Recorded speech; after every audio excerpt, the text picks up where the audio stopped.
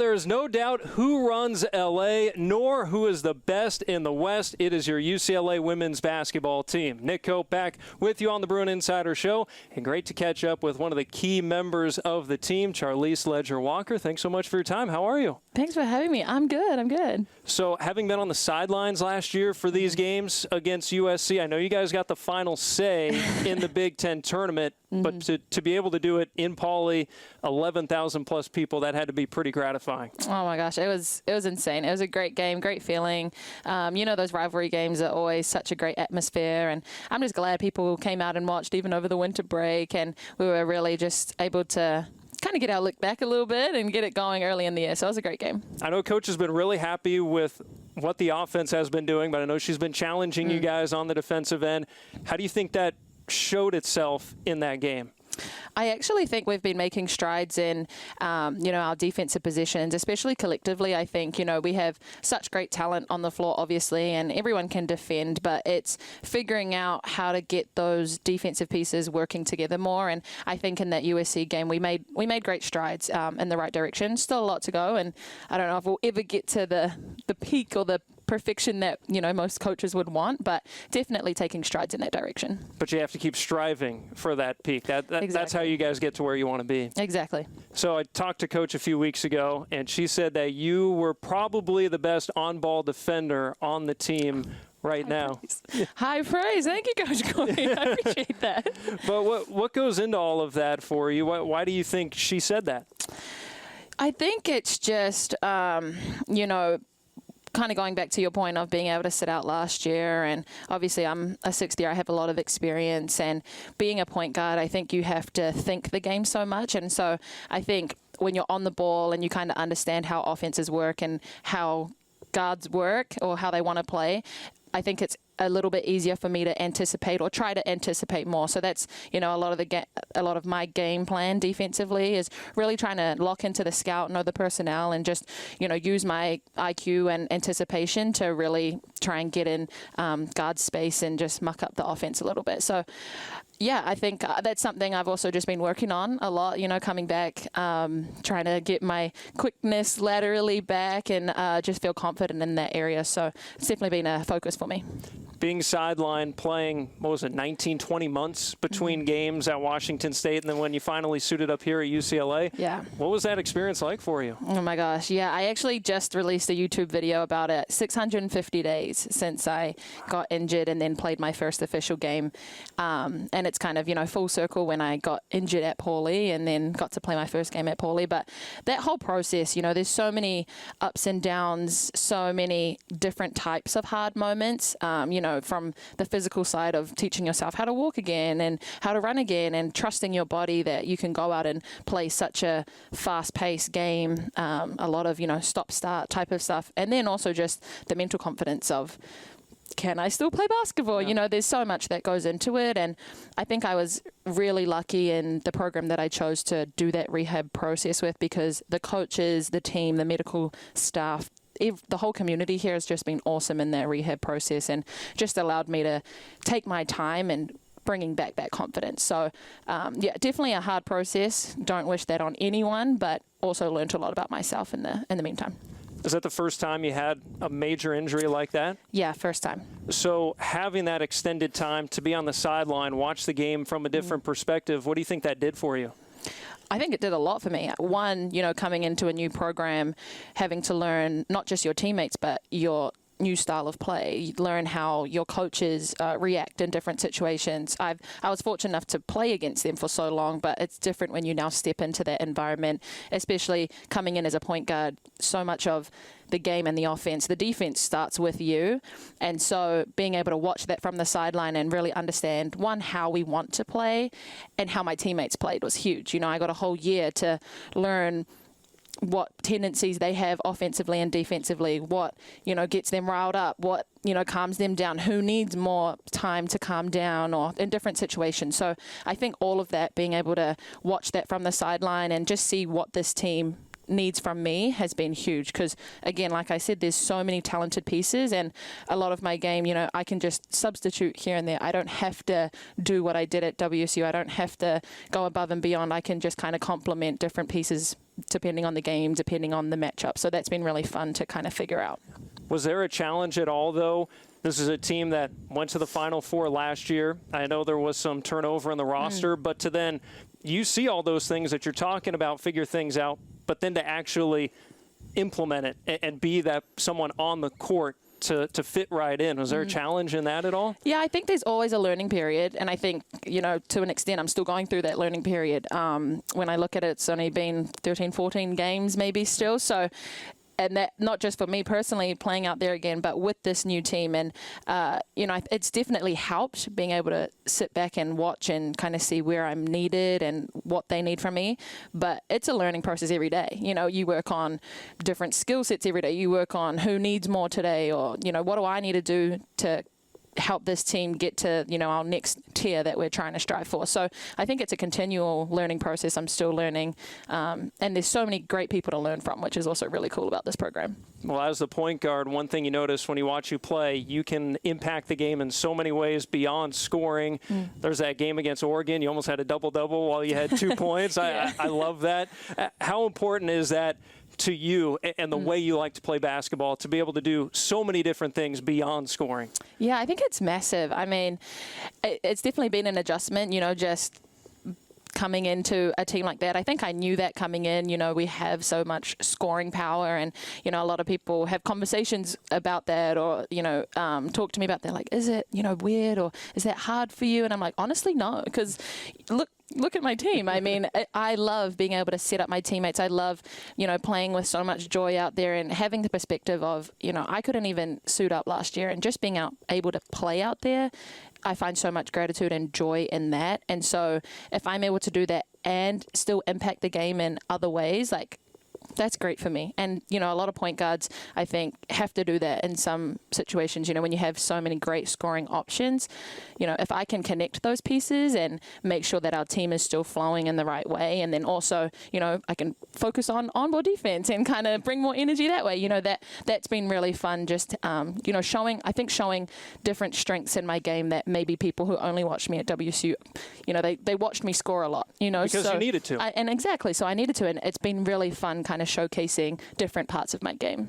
So you inserted into the backcourt this year Kiki Rice, someone who has been that ball-dominant point guard, but now you're somebody who can kind of take that load off of her. What's it been like working with her side by side on the court? Yeah, I think it's been awesome. I mean, coming in, me and Kiki throughout the summer, even last year, we would talk all the time. We have point guard film together. We watch film with Coach Corey. Gianna sits in on those too. But just the way that we're able to kind of play off of each other, I think, is continuing to get better and better, and understanding, where her strong points are in the game and what kind of shots she wants to get to, and also just taking off that mental load of her having to decision make for people and like get other people going, and then she also has to get going herself, so I think I'm able to take a lot of that kind of off of her plate, and I hope I do take that off her plate a bit, and just help her out in those situations where she can now just think about, kind of not herself, but think about different ways where she can really help and impact our team the most, and kind of hands off the reins a little bit for me to make sure everyone else is, doing their job and getting people going. So I think we're still, figuring that out as we go, and it's just been really fun. The thing that I wish people could see more is sometimes we don't actually play as much on the court together all the time as we do, especially when we get up. But, in practice we play a lot together, and sometimes I think the chemistry, like, you see it so well in practice, and I'm like, man, like, I wish we could see that on the court sometimes. But it's been so much fun just watching her and getting to play with her. It's helped her, you taking more of the reins with the ball handling. It's really helped this entire offense. You're, as a point guard, you're, of course, leading the team in assists, but this team as a whole is third in the nation in assists. How has the ball been moving and flowing so well for you guys? Yeah, I just, think the mindset that we had coming into this year, we've talked so much about what we need to do to win. And I think one of our superpowers is, because we have so many different options, we need to make sure that we're continuing to find that balance in so many different schemes that people are playing against us. Because, any game, we could probably just say, let's just throw it into Lauren Orr game and, go get yours today. But we really are trying to focus on how can we continue to find different options so that when we get into these later games and teams start taking certain things away, everyone else is ready to go because we've practiced that throughout the whole year. So we're just continuing to, try and find different options throughout our offense, and we kind of implemented a different secondary break kind of thing that me and Coach Corey talked about initially in the summer, and then kind of brought Kiki into it and just talked about how can we just get the ball moving, ball flowing, and we have so many high IQ guards and posts that we can kind of play and read off each other. And I think that's been a bit different this year, is it hasn't just been 4 out 1 and let's hope Lauren can score or we hit a 3. I think we're seeing more openings for guards to attack and Lauren being out of the perimeter a little bit more. So I think just continuing to work through those offensive looks and just being unselfish with the ball. That's really what it is. It's made you guys very tough to defend. Offense has been very dynamic, and it's been fun to watch. And you alluded to it there. Last year, heck of an accomplishment to go to a Final Four. But I know you guys have designs on much, much more this year. How do you talk about that as a team, or do you? Where you guys ultimately want to be at the end of the year?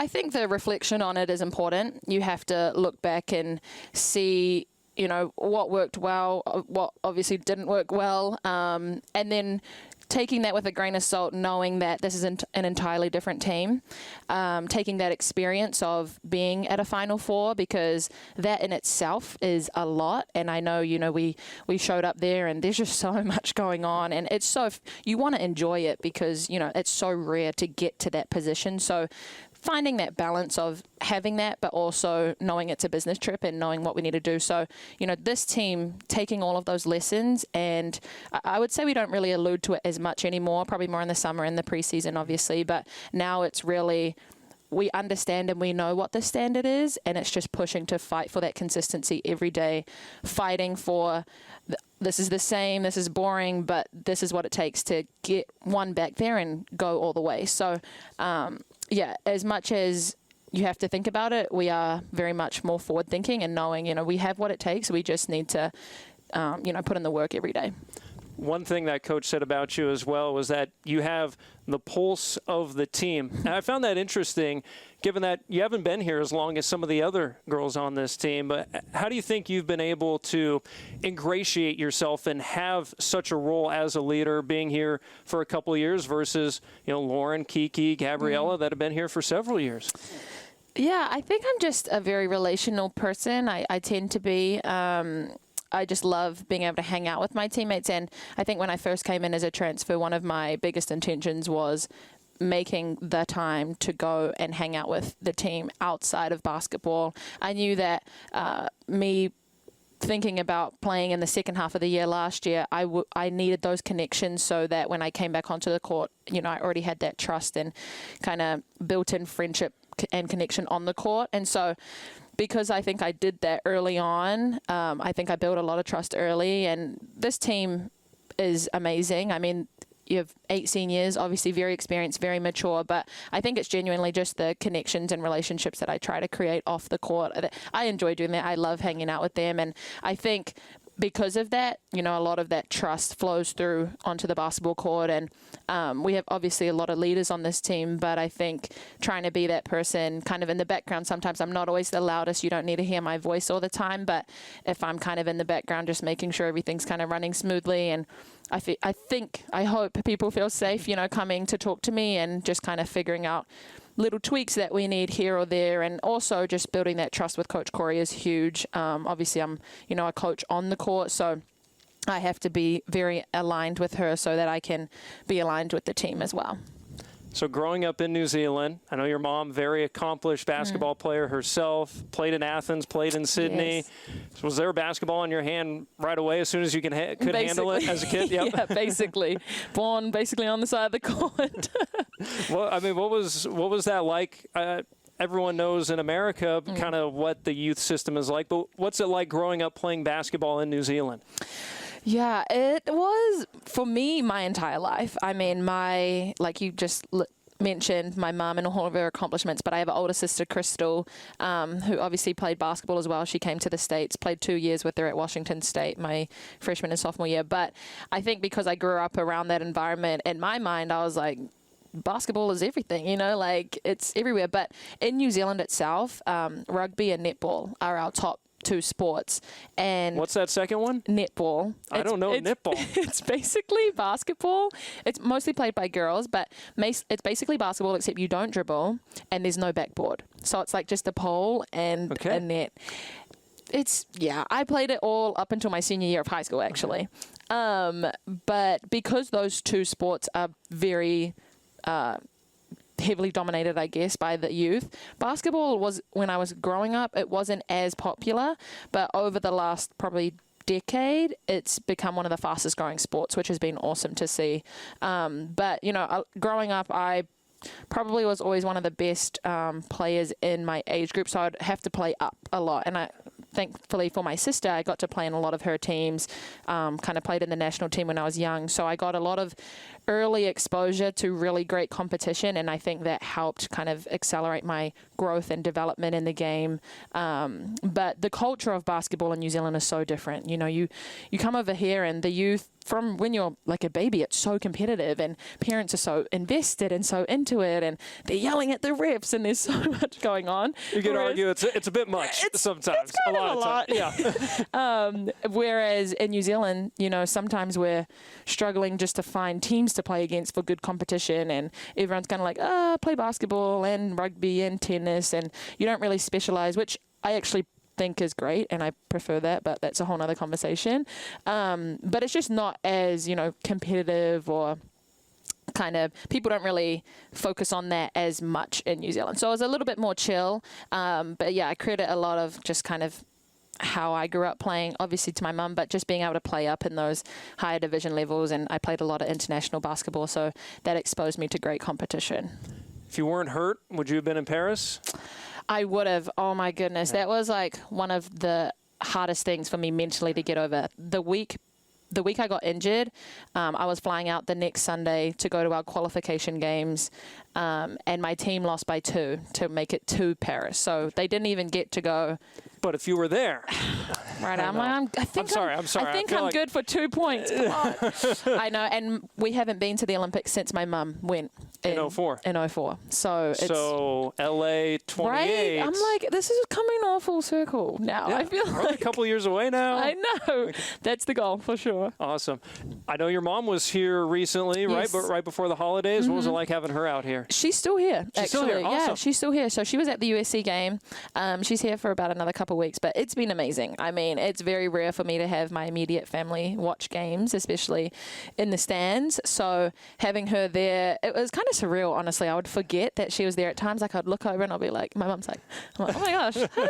Like, it's so weird. I'm so used to just seeing everyone else's parents, but just having her here means the world to me. My little sister came over for a little bit as well. So seeing them get to watch in-person games, especially after so long, you know, they haven't seen me play in so long. So that was just a really cool moment, kind of like a we're back, I'm back playing moment. It's just that support is, you know, unwavering. So having them there was awesome.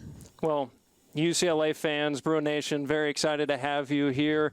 Continued success, continued health. Thanks so much for your time. We're excited to watch you guys the rest of the season. Thank you so much for having me. Charlisse Leger-Walker. Catch the Bruin Insider Show every Thursday night on AM 790 KABC at 7 o'clock. You can also listen on the UCLA Bruins app.